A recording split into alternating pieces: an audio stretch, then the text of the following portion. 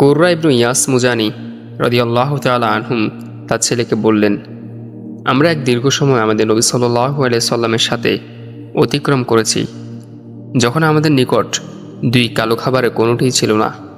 তুমি কি জানো দুই কালো খাবার কি? ছেলে জবাব দিলেন, না। তিনি বললেন, খেজুর ও পানি। আয়েশা রাদিয়াল্লাহু তাআলা আনহুম বললেন, কখনো পেট ভরে তিনি গমের রুটি খাননি। হায় আফসোস, নবী সাল্লাল্লাহু আলাইহি সাল্লাম দুনিয়া থেকে বিদায় নিয়েছেন, তিনি তো কখনো পেট ভরে গমের রুটি খাননি। বুখারী ৬৪৫৪। আয়েশা রাদিয়াল্লাহু তাআলা আনহুম থেকে বর্ণিত, মুহাম্মদ সাল্লাল্লাহু আলাইহি সাল্লামের পরিবারবর্গের উপর কখনো কখনো ১ মাস অতিক্রান্ত হয়ে গেছে, অথচ কোনো রুটি বানানো হতো না। বর্ণনাকারী বলেন, আমি বললাম, হে উম্মুল মুমিনিন, তাহলে রাসূল সাল্লাল্লাহু আলাইহি সাল্লাম কী খেয়ে থাকতেন? তিনি জবাব দিলেন, আমাদের প্রতিবেশী ছিল কতিপয় আনসার, আল্লাহ তাদের প্রতিদান দিন। তারা রাসূল সাল্লাল্লাহু আলাইহি সাল্লামকে কিছু দুধ উপহার দিতেন। আতা ইবনু আবি রাবাহ রহিমাহুল্লাহ বললেন, এক ব্যক্তি নবী সাল্লাল্লাহু আলাইহি সাল্লামের গৃহে প্রবেশ করল। তখন তিনি একটি বালিশে হেলান দেওয়া আর সামনের একটি ট্রেয়ের উপর কিছু রুটি রাখা। তিনি রুটিগুলো নিচে নামিয়ে রেখে বালিশটি সরিয়ে দিলেন। অতঃপর বললেন, আমি তো নিছক একজন দাস। দাস যেভাবে খায় আমিও সেভাবে খাই, দাস যেভাবে বসে আমি সেভাবেই বসি। দীর্ঘদিন পেট ভরে উষ্ণ খাবার খাননি। আবু সালেহ রাদিয়াল্লাহু তাআলা আনহুম বললেন, নবী সাল্লাল্লাহু আলাইহি সাল্লামকে একবার একখানা খাবার খাওয়ার জন্য ডাকা হলো।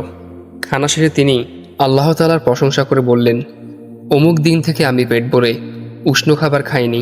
হাসান রহিমাহুল্লাহ বললেন, রাসূল সাল্লাল্লাহু আলাইহি সাল্লামের নিকট কোনো খাবার আনা হলে তিনি তা মাটিতে নামিয়ে রাখার নির্দেশ দিতেন, দিয়ে বলতেন, আমি তো নিছক একজন দাস। দাস যেভাবে খায় আমিও সেভাবে খাই, দাস যেভাবে বসে আমিও সেভাবেই বসি।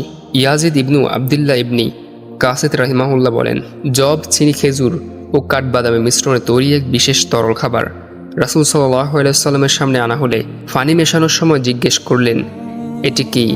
তারা বললেন, জব, চিনি ও খেজুর ও কাঠবাদাম মিশ্রিত পানি।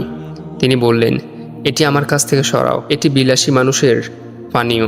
বিলাসীদের থেকে দূরে থাকার নির্দেশ দিতেন তিনি।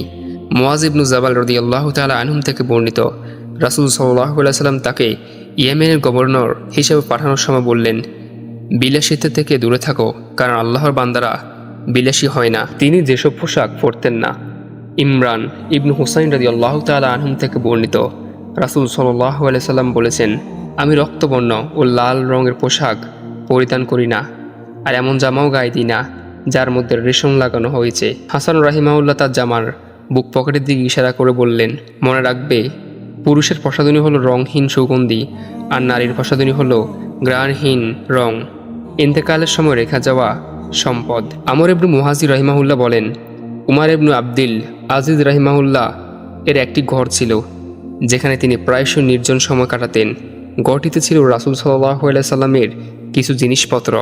সেখানে ছিল খেজুর পাতার বিছানা সহ কাঠের একটি অমিশ্রণ পাত্র, যা থেকে তিনি পানি পান করতেন, একটি ভগ্ন মাথা মাটির পাত্র যেখানে তিনি বিভিন্ন জিনিস রাখতেন, আর একটি চামড়ার বালিশ যার ভিতরে ছিল খেজুর গাছের আঁশ কিংবা রাবার সদৃশ্য ধুলামলিন সস্তা মখমল। দীর্ঘদিন ব্যবহারের ফলে বালিশটিতে রাসূল সাল্লাল্লাহু আলাইহি সাল্লাম এর চুলের ছাপ লেগে গেছে।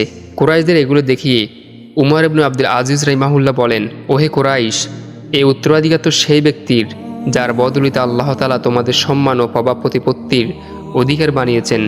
তোমরা যা দেখতে পাচ্ছ তা রেখেই তিনি দুনিয়া থেকে বিদায় নিয়েছেন।